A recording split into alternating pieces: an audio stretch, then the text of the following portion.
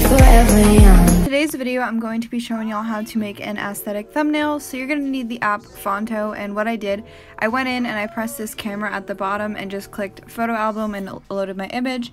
And so now what you're going to want to do in order to add your text, you're just going to click on the image anywhere and click the add text button and just click on it and it will come up.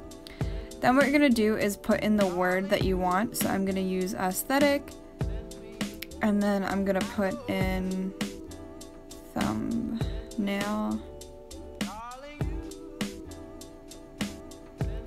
And so now you're going to just want to kind of arrange it in the basic area that you want it.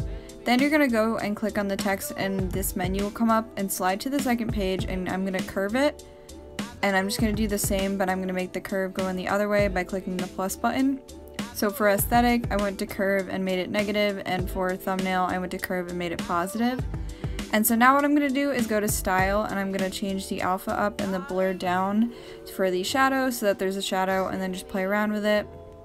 And then I'm going to repeat the same thing for thumbnail and just turn it down a little bit so that it ends up looking like this, and then you can save it to your camera roll. So another way you can do this is just change the font, so I can make it keep on tracking, and I'm going to make the font keep on tracking, and then you can go to style and add a stroke around it so that it looks a little more aesthetic, I guess. So you can make it like green like this. I'm just going to go ahead and repeat it for the other one. And so then you get this thumbnail effect. I'm also going to change the text. Maybe not white, I'll make it like yellowish.